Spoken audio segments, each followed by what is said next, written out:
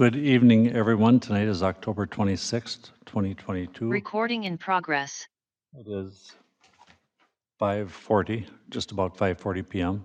So I'd like to call to order the special meeting using interactive technology format.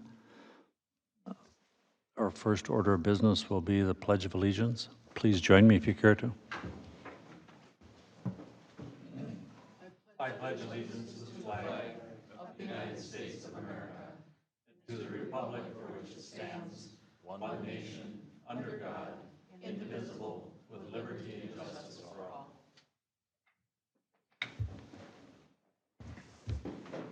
Would someone like to make the motion to approve the agenda? This is Shelley. I'll make a motion. I'll second. It's moved and seconded. We'll do roll call votes again tonight because we are on the interactive technology. And so I'll call for the vote. Shelley, aye. Sue, I. This is Jesse and I. And moving quickly on to number 4 is the City of Columbus special meeting item, discussion and motion of the RZB moratorium and the draft ordinance. And Jessica is here to lead us in our discussion. So, Jessica, would you like to lead us? Yeah. Good evening, Mayor and Council. We're on our second council meeting regarding the residential zone business moratorium and ordinance amendments.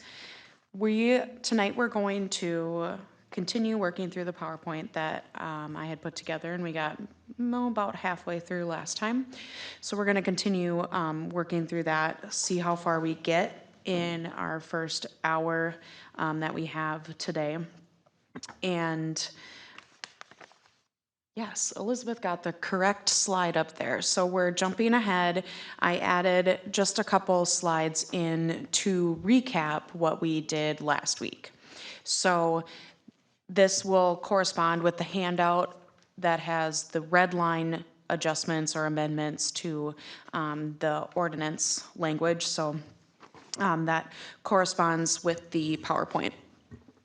So just to begin, in Section 7A 806A, which is the general standards for both types of home occupations, we made some amendments to the language about environmental concerns and about activity or materials that may attract vermin. So we amended that language. You can go to the next slide, Elizabeth.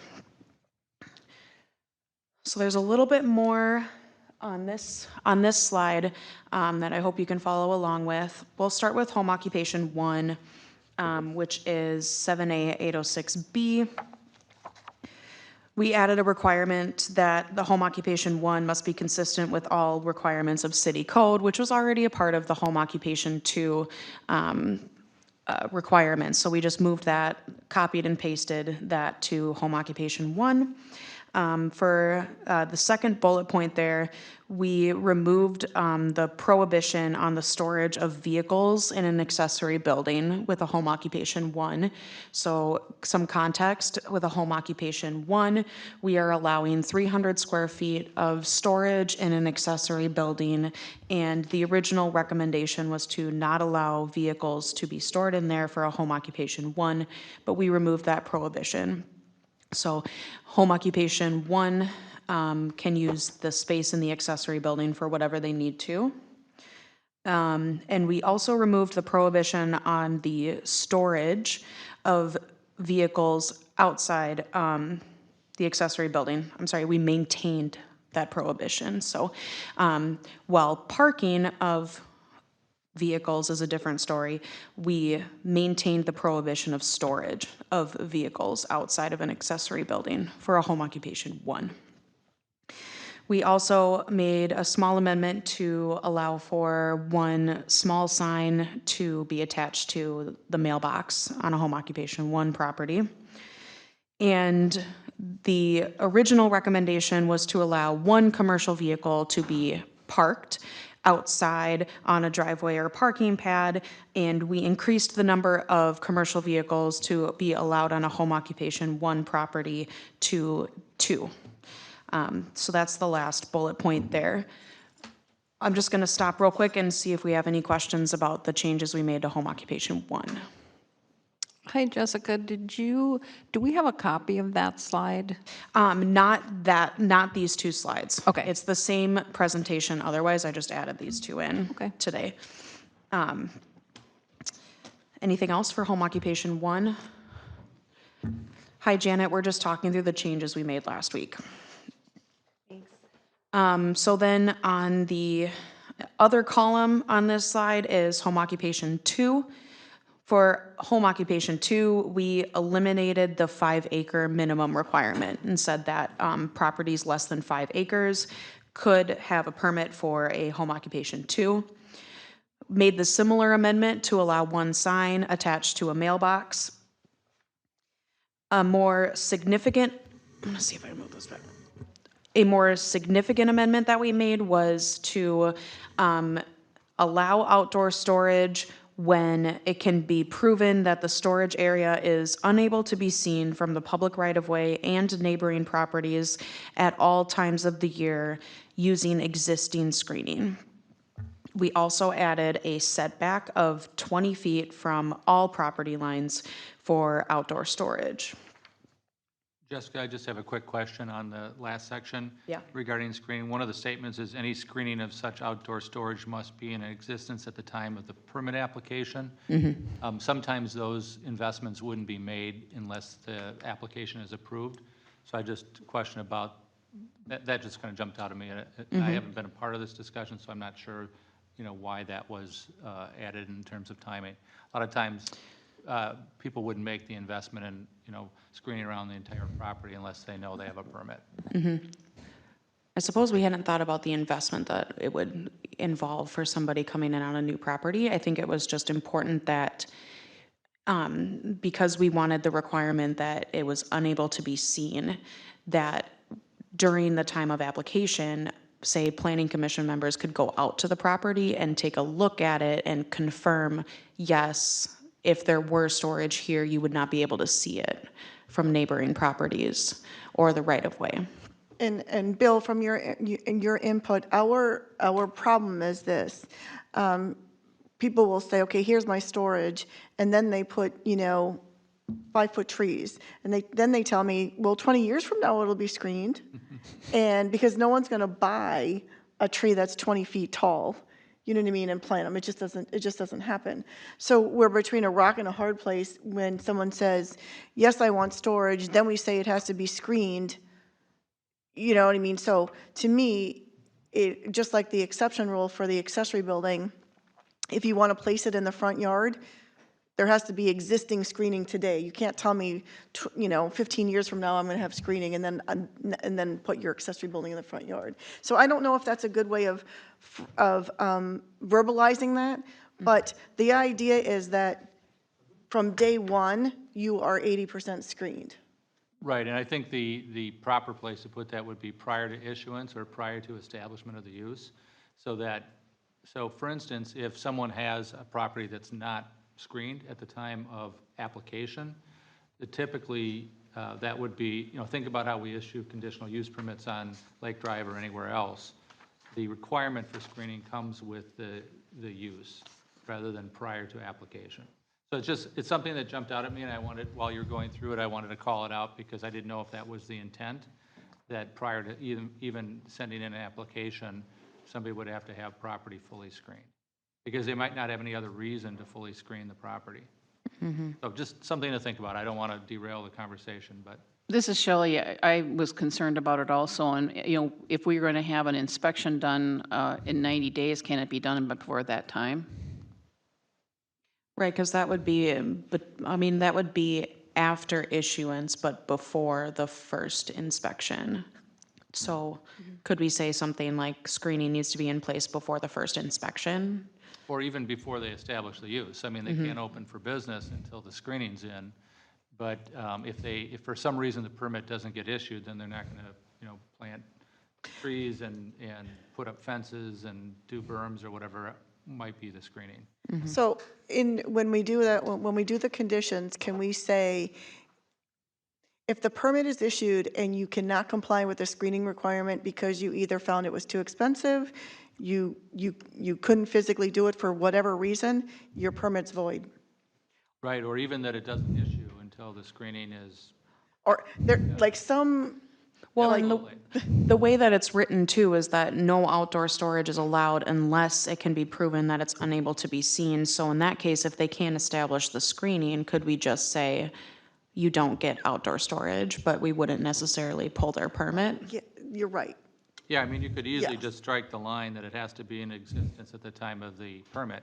Because if they can't fully screen the use, they can't comply with the code. And then you leave it to the, the decision makers at the time to determine, do the plans show adequate screening? And that may involve, as you say, commissioners going out to the property and so on. That one jumped out at me, that it would be, you couldn't even accept an application until they could prove the screening. And that wouldn't typically be how we would receive an application. Anyway, I don't want to make too big a point of it, but it just was one of those things. I like the idea of just striking that line and having it be kind of a checkbox on the annual inspection that we do. Either the 90-day inspection or the annual inspection, depending on when they plan to establish the use or start operating the business. Council, how do we feel about potentially striking that line and adding that in kind of as part of the follow-up enforcement piece?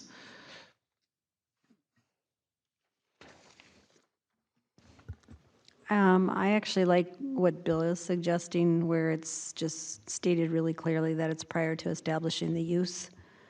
The use could be, immediate, or it could be 3 months from now, and that's up to them.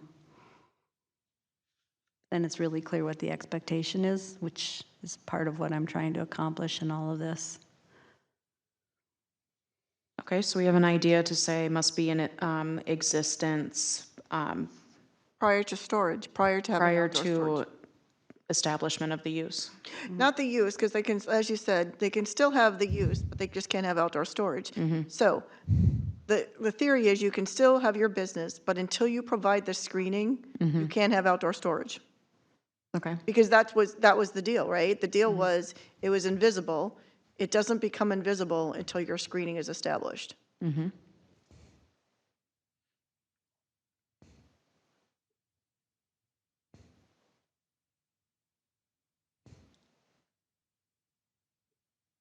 Must be established prior to any outdoor storage. How do we feel? Yeah, that makes sense. Okay. I'm glad that you brought that up, because this was a change in the recommendation, so we hadn't fully thought it through. Sure. Thank you. Yep.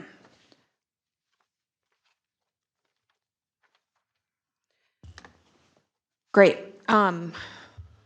Moving on, we added the same allowance for commercial vehicles being parked on the property. We're now allowing 2 commercial vehicles to be parked outside on a driveway or parking pad rather than 1. We also removed, it was previously 7A 806 CV. There was a line that struck the day and time limitations on work being completed outside. We also removed the prohibition on the outdoor storage of vehicles. And I received a recommendation, and I kind of just did this one on my own, so if we have any feedback on this one. We had previously in the complaint process talked about city officials using other tactics to confirm a complaint, and I changed that language to other options afforded them, which I think just sounded better. Any other feedback or comments on the home occupation 2 amendments that were made at the last meeting?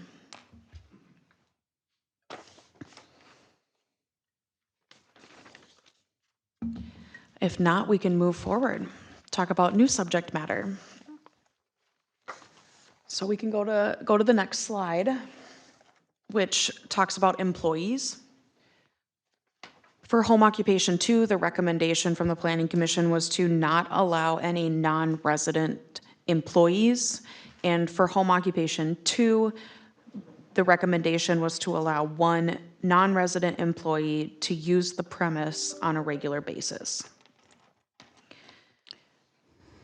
Comments, questions, concerns on the employees section here?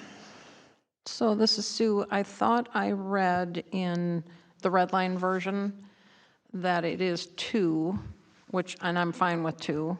Oh, I don't have the page. I just remember reading it, thinking, oh, it's 2 and not 1. oh, and my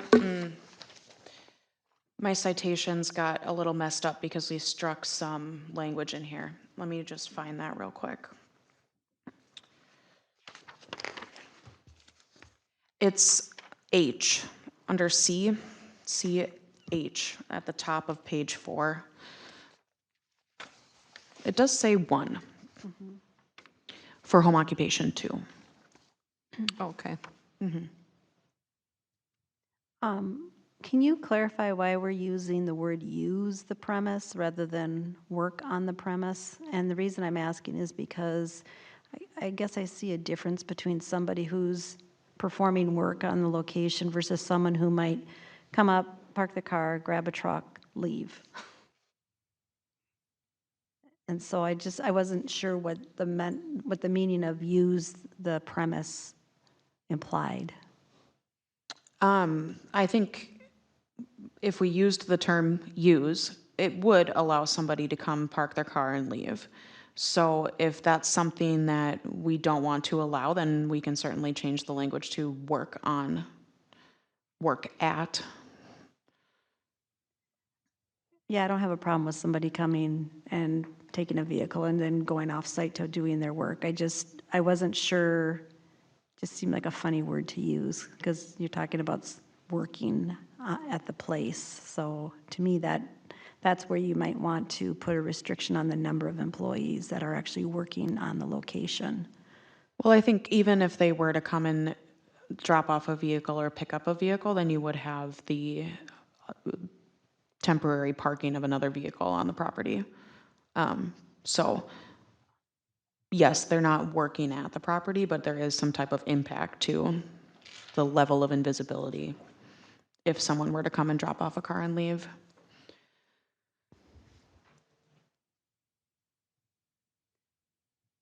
So I guess my recommendation is that you would just substitute, be allowed to work on the premise rather than use the premise.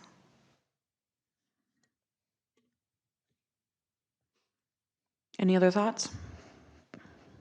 This is Shelley. I don't understand why we were limiting the number of people that can come and work at a business if it's not, if you can't see it, if it's screened from the road, and I don't understand why we're doing that. I think that the concern would be if we, for example, have a business that has 8 to 10 employees, then we have a parking situation with 8 to 10 vehicles.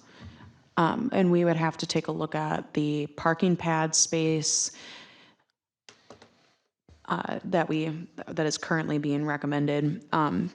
And traffic too. I mean, that depends on the type of business, right? If it's a type of business where everything happens on site, they're not coming and going, but then there's less of an impact to traffic. However, there probably are a number of businesses where somebody would kind of come and pick up materials and then leave, and maybe that would create more of a traffic impact.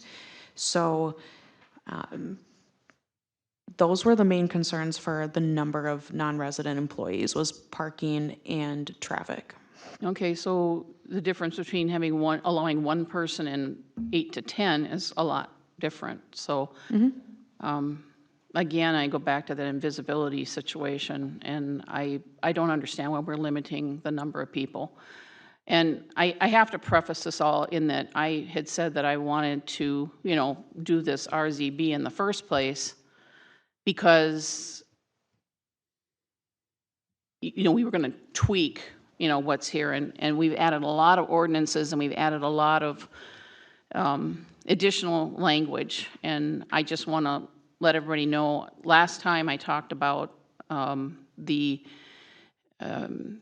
residential zone 1 and 2, and I said I was okay with the 30% of the house and 20% of the house and all that sort of thing. I went home and I really thought about it, and I thought, you know, and I'm going back now where you had gone past, you know, we're getting past this. I don't understand where we're micromanaging all this, because I don't think that we can go in and enforce it. So I'm having a problem with this. So I guess I posed it to everybody here. At this point, we're at the non-resident employee being only one.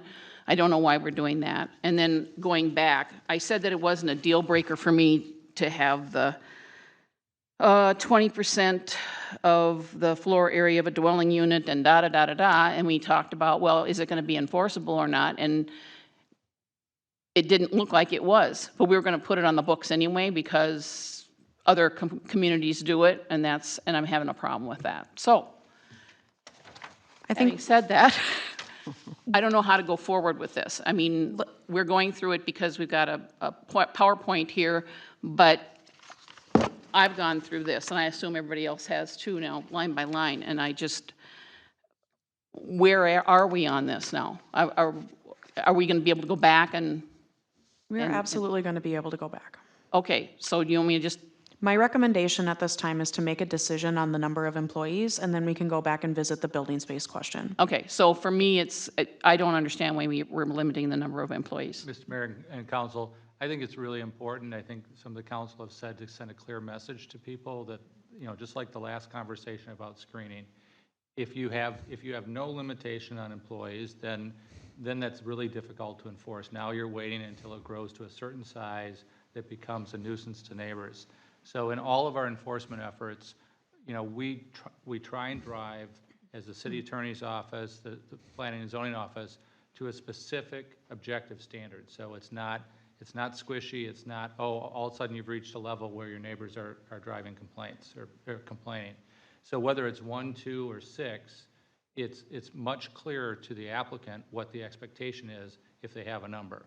If otherwise, you're left with them guessing what's the intensity that's no longer allowed in a residential district. So with all these things, you know, our office is more comfortable, your prosecuting attorney's office is more comfortable with a stated objective standard rather than something that's subjective. So, you know, I always like numbers for that reason, because we can say this is, you know, this is too many, or this is getting to an intensity level. You're the policymakers, you get to decide that, what the number is, but it makes it much easier for not only us, for the property owner, because then they know what the expectations are from day one. And just a food for thought here. So if we indicate to them that they can have employees, in looking at big picture, I think accessory buildings will become office buildings. And accessory buildings aren't built for office use, they're built for storage use. It's an occupancy thing. So it's not built, they're not built for employees. So again, if we want to start looking at different standards in the residential district and allow people to have employees, to have them not park on the road. We did have a problem with a business because he had 8 to 10 employees report to his property, pick up equipment out of the accessory building and leave. Well, the cars were parked in the street, and it created a problem for the bus. Then we had neighbors complaining because they said there were strangers in the neighborhood while their kids were standing at the bus stop, and they didn't like the idea that people were, you know what I mean, coming in that they didn't know in a residential neighborhood and that they were parking on the streets. So it becomes a problem of, that's not invisible. Parking on the street and having people come and go at early hours in the morning is not invisible. The other thing we have is the building code. And again, we just had this come in the other day where they want to use their accessory building for an office. Well, this office is a very luxurious office because it not only has a full kitchen, it has an office area and a washer and a dryer and a full bath and egress windows and all of this stuff. And right now, there isn't anything that I can say that they can't have an office in their accessory building. But I will tell you, it's not built as an office, but I can't stop it. The only thing I can say is, you can't live in it. But, so this is what it will lead to. So, and there isn't enough amount of code enforcement that you're gonna, that's gonna stop. But I get where you're going where, for the employees, but you have to understand then, you have to have additional parking for people to park off the street, and they have to park in their driveway for employees. So I think we've laid out pretty clearly why we had limited to one. It was the occupancy of an accessory building and whether it was meant to be an office, parking, and traffic. So to answer your question, Shelley, that's why the Planning Commission recommended we kept it to one. So Bill, maybe you can advise on this, because I really struggle also. I have some of the same concerns as Shelley. And where I'm coming from is that we have such a diverse city in terms of people's space. You know, you've got people on 5 acres where the lots are very narrow and the houses are close together. You have people on 5 acres where there's, you know, lots of space around them. You have people who live out where they might have 80 acres or a half a mile around them. And so the part that I've struggled with is as we're trying to come up with enforceable and reasonable numbers, I hate the idea of putting that out there when there could be somebody out there on 20 acres who could do this, be invisible, not bother anybody, and we're saying no to it, simply because you can't do it on a 5-acre lot like where I live. And that's why I really like the bar of being invisible, because my sense is that you could go out there at the time of application, not you, but someone whose job it was, just like it is for a building official, go out there at the time of application, look at what they're proposing to do, look at how many people they say are going to work there or not work there, and how many cars are going to come and go. And they can make an assessment based on what's around them and how much space they have, whether it's truly invisible or not. I know that's not as clean as having a number to point at, but to me, it feels like it's meeting the goal, at least that I was trying to accomplish with this, which is, you know, balancing the use of the property with not bothering your neighbors. And so I don't know how you do that in a way that's enforceable, but it feels like it could be. And I don't want to be handcuffed because it's harder to think about how to do that. I feel like we should think about how to do that.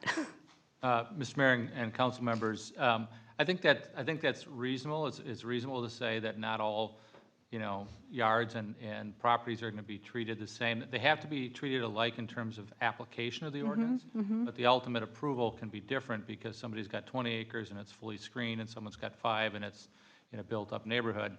What I would recommend, if you don't want to come up with a number, then you should signal within this amendment that each applicant must state what their total employment on the property is, and that the Planning Commission will consider and the council will decide based upon the following criteria, you know, the maximum number of employees. That way you signal to the applicant, there's going to be a discussion about whether this property can sustain that level of employment and still be invisible to their neighbors. So it's a little more nuanced, but then by establishing that criteria, the criteria will be the size of the lot, the presence of existing screening, the ability to provide on-site parking, you know, all of those things that you're concerned about. And then somebody could say, oh yeah, well, I'll have no problem meeting that criteria. And then on top of that, you may say, but in no case will there ever be, you know, a certain number, 10, 5, whatever, because we do know, we have enough of these businesses that we do know kind of what the range of, you know, employment can be on that property. As Elizabeth says, those accessory buildings are not designed to be offices. So what does that mean? Then they're shops, and people are working in a shop, and it's an activity that doesn't disturb their neighbors. So it's a little more nuanced approach than just coming up with a number, but at least you're establishing criteria so that it can be fairly applied each time. Size of the lot, presence of screening, and all of that. Right, So that would be a middle ground. And I think, you know, what we were struggling with, I think, in our prior conversation is, you know, what a definition of invisible would be. Because I think, you know, that if you got that down, you're 90% there. And I don't know if that makes things feel better to you, Shelley, but I mean, it just feels to me like that way you're not imposing kind of arbitrary standards on this wide variety of properties that are out there. Well, later in the ordinance, we do say something about there's going to be certain questions asked, and one of the questions is, how many employees do you have? So I agree with the attorney that And so that Bill, that's the so way I'm to go clear about that, it, rather than limiting and saying one employee or two employees. Bill, so I'm clear about it, and that is in relation to the IUP process, correct? Yes. Okay. So someone, it could be part of the application to clearly set forth the number of employees and whether you meet these criteria, just like we do with a variance or other findings that need to be made. And so we put the onus on the applicant to say why it's, what the number is, why it's going to work. But the discretion then is with the planning commission and the council to say, okay, we agree with that or not. But by having the criteria, it's not just completely arbitrary, well, you gave it to this one, but not to us. You know, there's factors to be considered.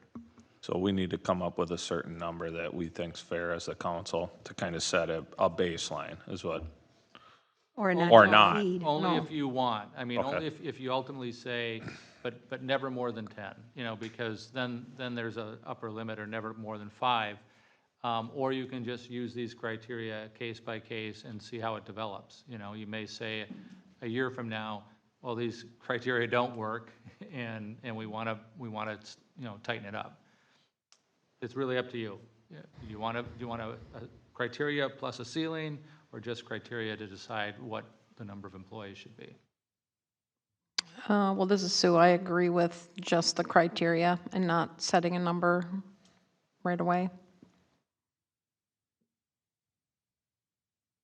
The only thing I'm a little bit worried about is that you said that would become on an individual basis, but there's going to be criteria for that also, I take it, that there's something written that says this is how we apply it. Yep. Okay. so this is Rob, one other question I had. Elizabeth, you had alluded to this outfit that wanted to possibly put like an office in, or what they're calling an office. So they're subject to commercial taxes then at that point, right, if they're considering it an office? Or is that, how does that? The way it works is, if you're zoned residential, you know, accessory buildings are built to residential standards and they're used, you know, basically for storage. So you have the value of a residential building, and then it's determined what portion is used for a commercial use, and then they apply the commercial formula. So let's say your pole building is a $50,000 pole building. They apply the commercial rate to it, and that's the taxes that you pay. So that's why you have small numbers. You'll have a pole building, they'll set, you know what I mean, and it'll be like $356 or $475. And it's because they use the residential value of that building. Is there a safety concern, you know, when you say it's built to residential standards? And I mean, to me, that's an important thing to consider, is if you're working in a place that's not meant to be worked in 8 hours a day, 5 days a week with X number of people in it, and there's a concern about safety, then that's a different matter than what we're talking about. But I don't know what the difference is between residential standards and commercial standards. So, so looking at a house, you know what I mean, you know, we look at homes, and homes have certain rules and occupancy ratings, and you have to meet certain codes in order to be habitable. In a commercial setting, you build your buildings to the commercial standards because you have employees, you have visitors and such, and so you have those building criteria that you have to meet. For a residential accessory building, when you apply for a permit, you generally apply and you basically tell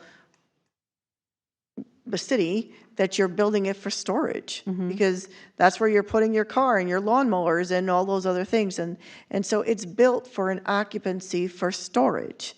And so most of them just have that. There's no ventilation, sometimes there's no floor, it's a dirt floor, it's a cement floor, there's no heat, and all those sorts of things. And so when someone comes along and says, you know, I want an interim use permit, and they're like, yeah, and now I'm going to build my office in the pole barn, it was never built for an office occupancy. There's no walls and electricity and all those sorts of things that you would see in an office. But then once they start converting it, you know, now you have, and in this particular case, washers and dryers and bathrooms and all those sorts of things. And so now you're going to have more, at least now, we allow holding tanks on accessory buildings if they can't put them on their septic system. So now you've added that other component to it. What do they do with the sewage, and do we allow extra septic systems on lots? And now you need 4 of them instead of 2 of them. And so there's other criteria. So I'm not saying that we can't do it, but you'll need a person to make sure all those inspections are done. And just one other quick question. So, I mean, I remember some years ago when I had to do a CUP in another city to move a business, and one of the things we were putting up is a clear span structure as a riding arena. And there was very specific criteria for wind load and snow load and things that we had to meet that was over and above what you would normally meet when you put up one of those things. And I'm assuming it's because we were going to have people riding around in it. So that's what you're getting at, is that Yes. correct? Okay, thank Yep, you. the snow load for an accessory building is different than a house. Okay, got it. Thank you. That helps. Okay, so I think that I'm hearing that the group wants to establish criteria that would help the planning commission in determining the number of non-resident employees allowed to be on site. Do we want to establish a maximum number that in no case would X number of non-resident employees be allowed to work on site? I don't. Me neither.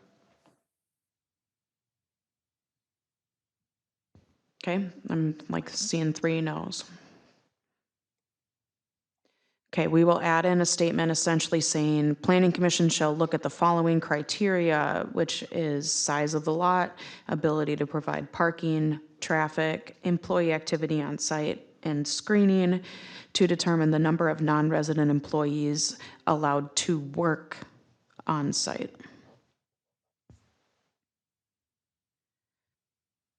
All right. We can go to the next slide. Traffic.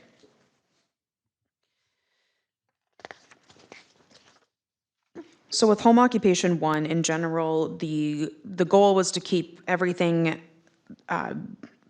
to what you would expect at a residential neighborhood. Home occupation 2, we're allowing a little bit more leeway, understanding that the business might have a greater impact on the residential area. So for home occupation 1, we have a general statement that the business is not going to create any traffic that would, you know, not normally be expected in a residential district. We are limiting deliveries not expected in a residential district to Monday through Friday, and allowing 1 delivery per week by a vehicle over 20,000 GVW.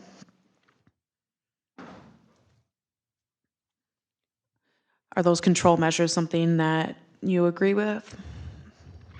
So I struggled with these as well. I mean, I think about all of the people that have deliveries to their homes, Amazon, Target, Cub, whatever.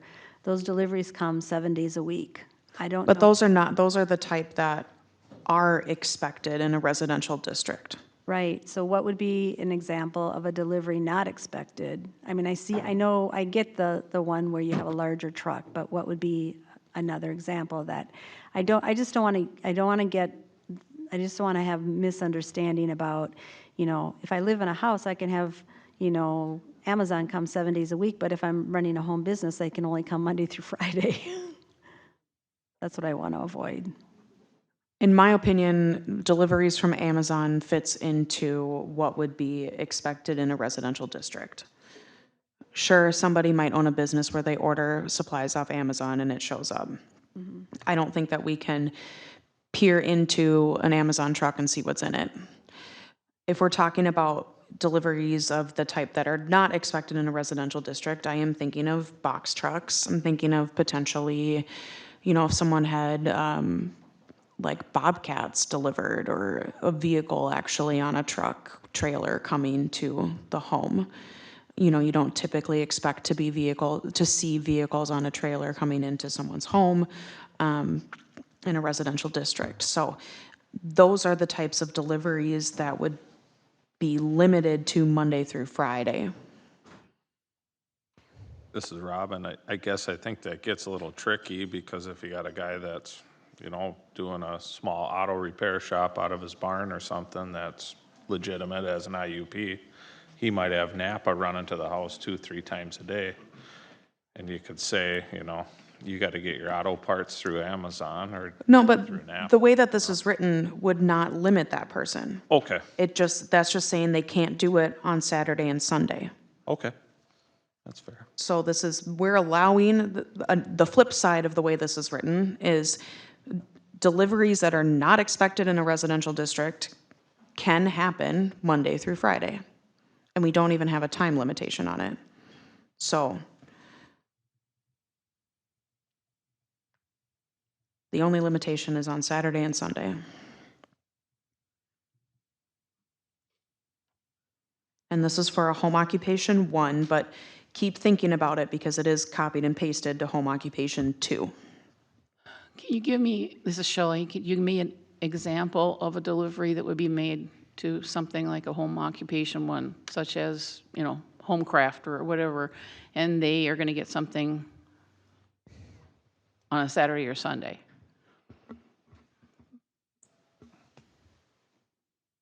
I mean, I don't know why this is here. I don't understand that, so I'm just trying to.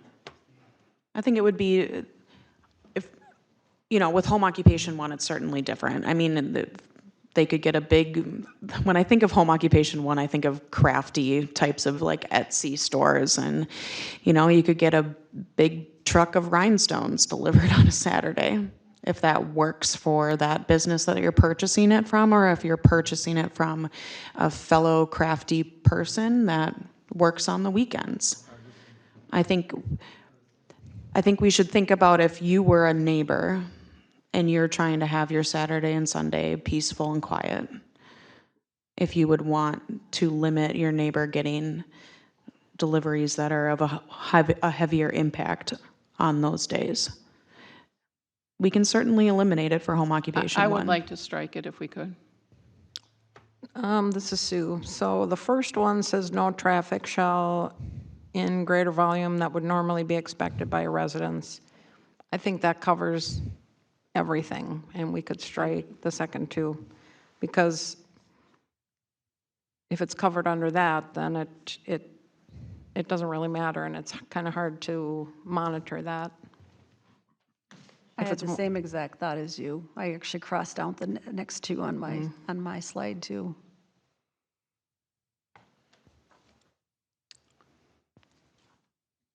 Okay. I think the original goal of the first bullet point was the owner of the home occupation coming and going multiple times a day. But that does, because we don't have, like we have in a home occupation 2, we limit the number of trips to and from the property.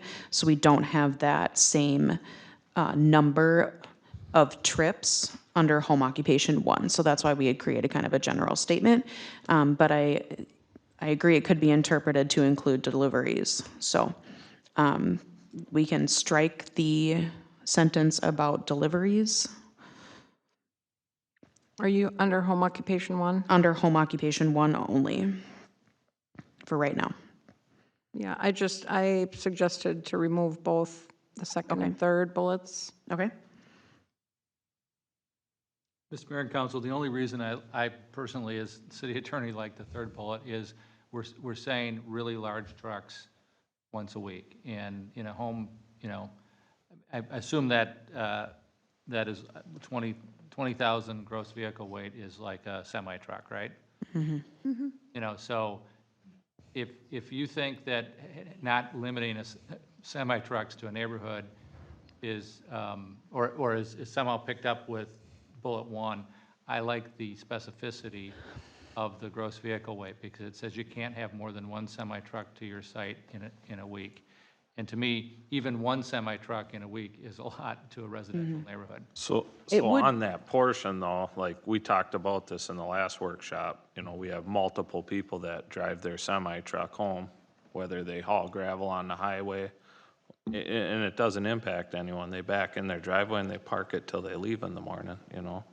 So I feel like you're restricting that. It's not, it wouldn't be covered by this because that's a delivery. So if you're driving at home, that's not a delivery.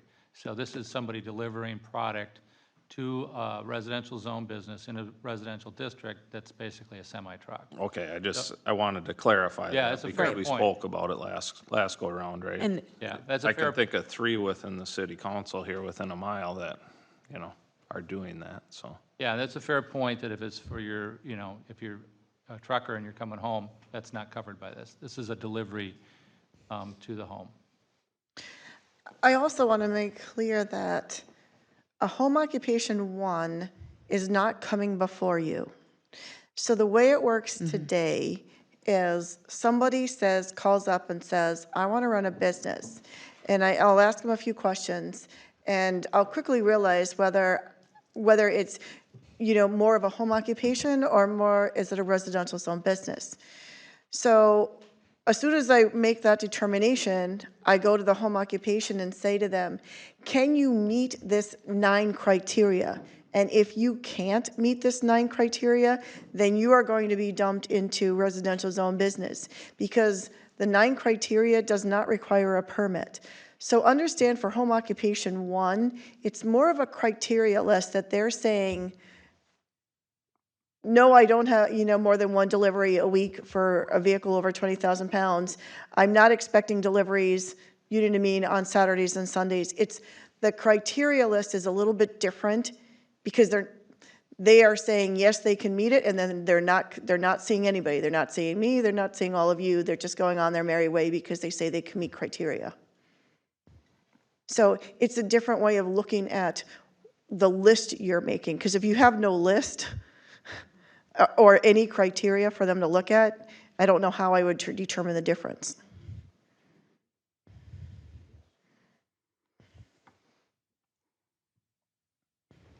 Well, I guess I still feel like, and I understand, I wouldn't want to see a box truck coming 5 times a week or twice a day or anything, but I just still feel like that first one, no traffic in greater volume than would normally be expected by residents. Why would a normal residence need a box truck to come to their house once a week, twice a week, however many times? Ms. Mayor and Council, I think I understand Councilmember Wagaman's point. Do you expect that home occupation 1 would ever have a semi-truck or a truck of that size? Because that's almost like an exception to the first bullet point, right? If you look at point 3, that's an exception because most people don't have a semi-truck coming to their home unless it's moving day. So if you eliminate the next 2 bullet points, then at least my expectation is somebody reading this is, I can't have a semi-truck come to my house. So that's a judgment call that you should and can make. But if you eliminate 2 and 3, then reading this code would say that's not typical of a residential home. And maybe that's your intent, but I want to be clear about your intent. Because that's what's happening. If you eliminate 2 and 3, then I would say it reads that no semi-truck should ever be at that home occupation 1, if that makes sense. I agree. Shelley? Okay. so we're looking at eliminating the 2nd and 3rd bullets, which would essentially take away the limitation on when deliveries can come through, and the limitation on when larger trucks can come. Yeah, but then again, as Bill stated, the first bullet point would eliminate large vehicles coming through, essentially. at any time. So I have like 2 yeses, I think, on this. I agree. Yes. Okay.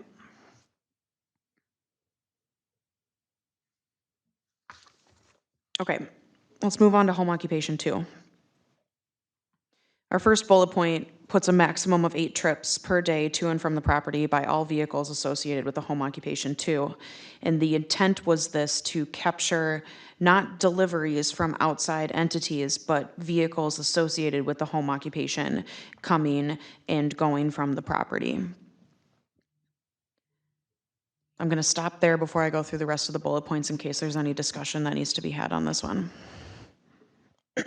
I'm just going to go back to the invisible factor. That's, I mean, I just don't, I'm not comfortable going into all this micro definition because, again, if you've got a guy sitting out on 80 acres and he has 8 trips or 10 trips, who cares? Nobody sees him. He's probably on a county road. It doesn't matter. It would matter in my neighborhood. So I really think it needs to be conditional on where the where the property is and what it's surrounded by. And I just think trying to define these things up front is fraught with problems.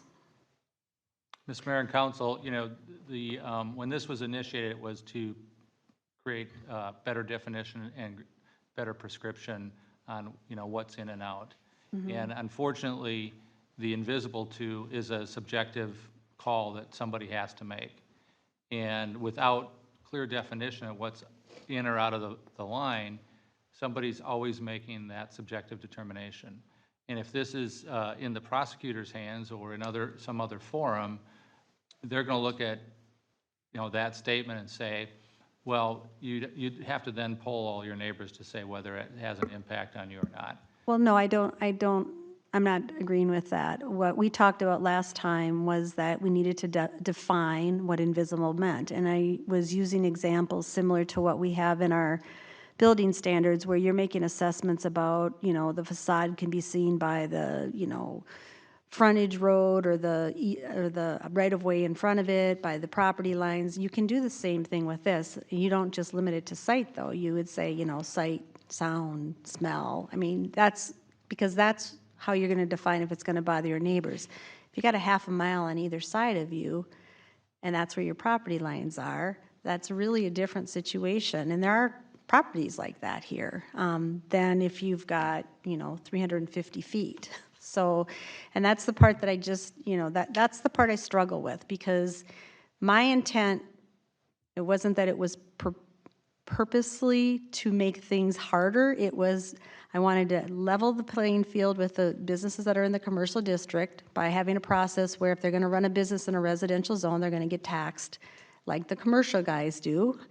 And that would mean through a permitting process, and that you would have a way to ensure that if the business is going to be there, it's not going to impact negatively the neighbors. And the neighbors could be a long way away or they could be a short way away. And that's where it's really hard to try to come up with such specific criteria for all the different variety of houses, not houses, but properties that we have in Columbus. And that's why I was hoping, perhaps naively, that you could use some criteria like an invisibility criteria, defined, not just left out there for anybody to decide what it means to them. But you're the attorney. You can tell me whether you can define invisible adequately in advance so that you're being clear about what the intent is and you can, enforce it. Yeah, and certainly we can do, what we did in the micro with the issue of, the number of employees. We didn't prescribe a number. I mean, that was the council's direction not to prescribe a number. But the more you move away from objective standards, the more of a subjective test it is. And the courts just don't like that. They won't enforce it. So when you send your prosecutor, you got the really bad case, and you send your prosecutor down to say, this is out of bounds, and you haven't said how many trucks is out of bounds, and you haven't said how many employees out of bounds, and you haven't said, something in a measurable standard, they're gonna say, too bad, you cannot enforce on that property. So this is the experience of prosecutors all over, not just ours, but all over. If you get to a standard that the reasonable judge or jury can't look at and say, oh yeah, that's crossed the line, then you haven't helped the city in enforcement, but you also haven't helped the property owner, because now they're undergoing a subjective standard. I do agree with you that you can, this invisibility idea that you're creating, you can make that objective, but that's going to take some more work, right? It's got to be criteria then that the average person can say, oh yeah, I understand I'm out of bounds. And just to further to understand, so you're saying, in order to be invisible, there should not be one, there should only be one delivery truck per week. In order to be invisible, you're going to have 10 criteria in order to meet that invisibility standard? Well, so just let's play with this for a minute, since it seems to be the heart of the question, at least at the moment. If I'm representing an applicant and I come in and you say, well, you have to have zero impact on your neighbors. That is impossible, right? Because you're going to have more trips to your property than others. You're going to have employees coming. You're going to have more deliveries. Even though we say, at least in home occupation 1, no greater volume, you are certainly in home occupation 2 going to have a greater volume. So right away there is an impact. So when is that impact too much? And by prescribing the number of employees and the number of parked vehicles and the number of trips, you're giving them an objective standard saying that's too much. So you then have to substitute those objective criteria for other objective criteria if it's going to be enforceable in court or anywhere else. So the challenge is, if not those standards, then you're going to be saying how much noise, how much light, how much dust, how much, because those things have to be measurable. At some point, someone's got to make a measurement, with a tape rule and say, that's too much. And we do that. And I mean, for glare, we say, however many foot candles from the property line, right? It can't exceed that, and we do that already. So it would be something like that. But, I know Ron said this during one of the planning commission meetings, the sort of reasonable person language that gets used in your profession all the time. I mean, so I think that there are examples where, you can rely on that sort of generally accepted terminology. I don't know if this is one of them, but it gets used all the time. Would a reasonable person think ABC? Would a reasonable person think this is invisible? Well, if you're living out in the middle of nowhere with a mile around you, probably. Mr. Mayor and Council, that is true in contracts and all sorts of other settings where that reasonable standard is based upon what's reasonably accepted in a given industry or trade. And in land use and zoning, the reasonable approach is measurements. It's dimensional. It's criteria that people can measure. So that's why we have measurable setbacks. That's why we have building height. These are all things that you can essentially take a tape rule to and say it's either in or out. That's how land use and zoning reasonableness is kind of created and measured. The further you get away from what I call the tape rule concept, the harder it is to enforce. And let's be clear, these cases are the cases that the judges like the least. Yeah, we know that. Yeah, we don't get very far on them. Yeah, so let's help ourselves in the enforcement process by having those measurable standards. And let's help the landowners, because it tells them what's in and out. And I agree with you, but I think that we can do that. We just haven't done that. I mean, you've got property lines, you've got right-of-ways, you've got, measurable landmarks that you can say from this point to, to where the activity is happening, you can't have too much light, too much noise, and you can define what that means. We just haven't done that. And typically, I'm just going to say, typically in other places, the way you deal with home occupation is to say how many employees you can have, whether there can be off-street parking. Those are the measurable standards that other cities use to say what's in and out in terms of home occupation. You don't have to, but you have to. Whatever you come up with has to be something that's objective, so we can say in bounds, out of bounds.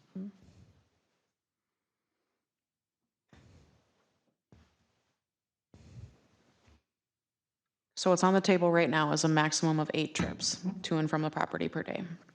Is that a standard we want to keep as a measurable way to look at traffic coming and going from the property? Janet, I've heard from you many times the concept of acreage or the concept of distances between properties. it's possible for us to work those kinds of categories into these control measures. Yeah, I agree. And that's what I was saying. We just haven't done that. And I think that that would be a more defensible control measure than coming up with a number that is, isn't really tied to sort of the situation that it's being applied to.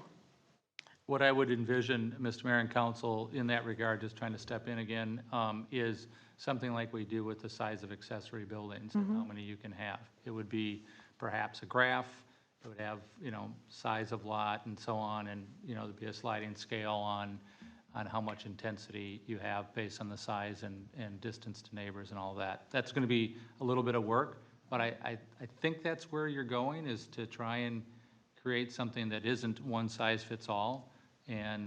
But that's a little different scheme than you've been using in the past. But it's something we do in the area of accessory buildings.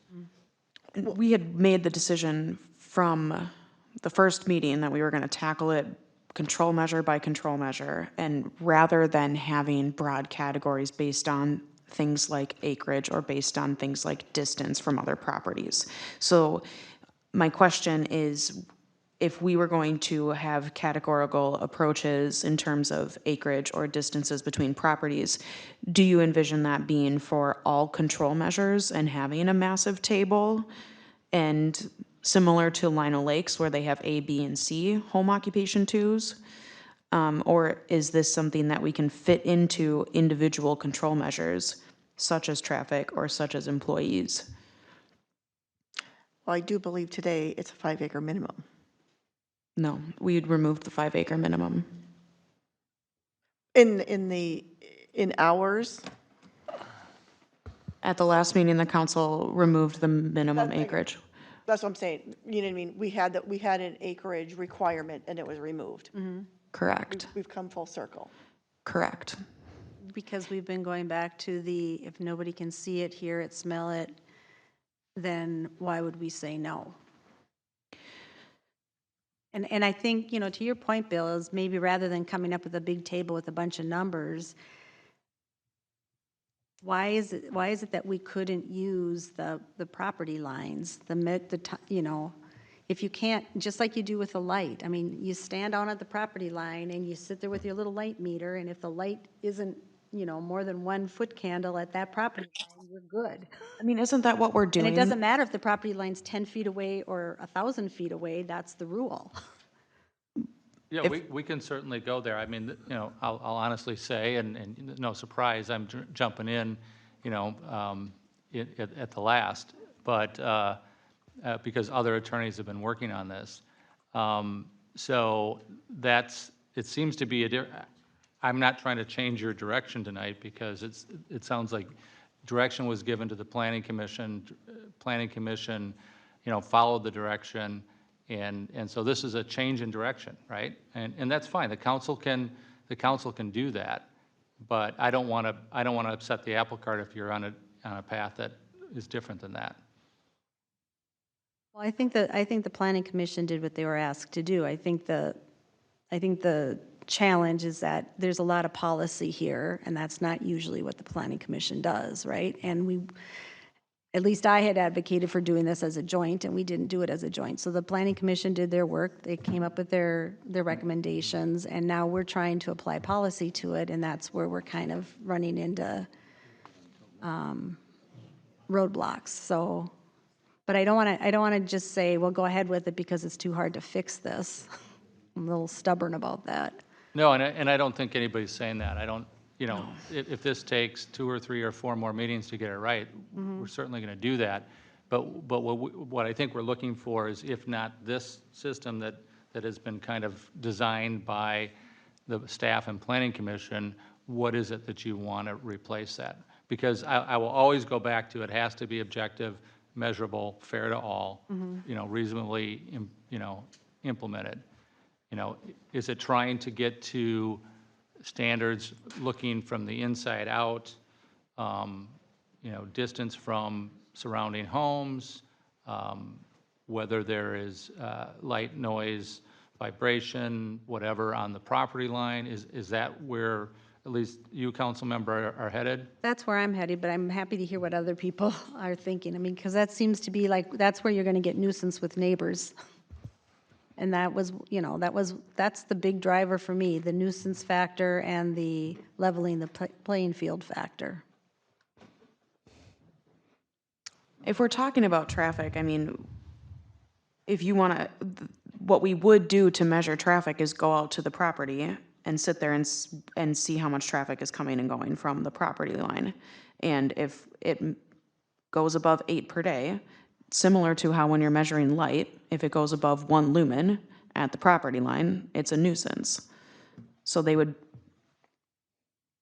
be in excess of what is allowed here, similar to the way we're reading light. The one thing that I struggle with is the number of trips on the road, right? So that is a specific measurement. We know that the average home generates about 10 trips per day, just on average, single-family home. And, you know, I think what the trips per day here is about double that, you know, associated with the home occupation. So I think you are going to be well served by a limit on the trips per day because it changes the nature of a residential street. That's one of those things that really it is measured at the property line, right? It's the number of vehicles going in and out of a property and going down a street in a neighborhood. So that's the kind of thing, if that's what you're trying to regulate, you know, what happens in the neighborhood, trips per day is certainly something that happens in the neighborhood. And again, the problem is that if you have, you know, 5, 10 acres somewhere, and you're talking about that versus Teachers Row, it's different. I don't see a problem with more than 8 trips per day if, let's say, you're doing dog grooming, and you can certainly groom more than 8 dogs in a day. I don't understand why we're limiting it to 8. When the Planning Commission came through, I said, well, let's do 16 trips a day. I figured the practical application of the businesses I already know are in place, and I want them to continue, would be something like 16 trips a day. So I don't know how everybody else feels about it. And I really don't like putting numbers on it anyway, and I get that you say it has to be measurable, but the problem is there's too many variables here. You know, we haven't even talked about the fact that, you know, we have covenants for certain neighborhoods, and it's not a problem. I mean, they've just said you can't have home-based business in this area, you know, and we've encouraged the staff to, every time someone comes in with a PUD idea, that, you know, that they put that in place, you know. So Well, I'm just going to say that, again, if your ultimate goal was to make it clear and to provide clear direction to everybody, whether they're an applicant or a neighbor, you've got to come up with standards that we can enforce. And so I don't, you know, as your counsel, I don't mind if you flip the discussion to, rather than what's going on in the property, to what's the impact outside the property. That is a proper question. But it's different than the path you've been on. And maybe that's, you know, it's now arrived at your desk and you want to send it in a different direction. That's perfectly fine. It's just going to take more time because we're going to look at standards that are different than the ones that are in front of you. And speaking, go ahead, Sue. Well, I was just going to say, I don't know that we want to go in a different direction. I agree that we want to be flexible. But it seemed like in some of the other things, some of the other areas that we talked about, we eliminated some things because they would be covered under a different part of the ordinance. Like if it was a noise, odor, you know, that part of the ordinance, if it was covered, then we could remove it. On something like this, I don't know if that's the case. If somebody, and I know of some home businesses where they have a lot of traffic and the neighbors are not happy. I don't know that I would be happy if it was by my house, but I agree that there should be something measurable on this one. If it's not covered under another part of the ordinance, then I think that we should put a number on it just to be, just to have something to be measurable. But I don't know that I want to start going in a whole different direction. Well, I don't think it's a different direction, but for instance, if you live on a county road, these numbers are ridiculous because there's 50,000 trucks and everything else that go up and down these roads. So to say, well, you can only have 8 is crazy. But if you lived on my street, it would make total sense. And that, that's the part I'm really struggling with. I mean, if somebody's doing a home business on Potomac or Lake Drive or something, then it's, well, maybe not Lake Drive because that's going to be mostly commercial, but, if they're on a county road, that's a whole different ballgame than if they're, so maybe you have to say, if it's located on a residential road, a rural residential road, then you set some sort of limit, but if you're not, it'd be futile to try to do that. Mr. Mayor and Council, that kind of standard is something that's easy to write, easy to enforce. Because Yeah. we had the fish pond case, and you know all about that. Yep. And, it was on a residential street, and it wasn't appropriate there. Right. But that's something that's not difficult to write if we have the direction. And that's what I'm after. I'm after that level of thinking. I'm not trying to be crazy about it. I have to feel good about what we come up with, and I wasn't feeling good about all of these specifics. All right, Jessica, it is 10 to 7. We are beyond or we should have started our city council meeting. What have you got to say to wrap this up? Another meeting after some time? So let's first talk about timeline. It's my understanding that we might be able to push the December 6th deadline. And I am asking our attorney if that's something that we can do.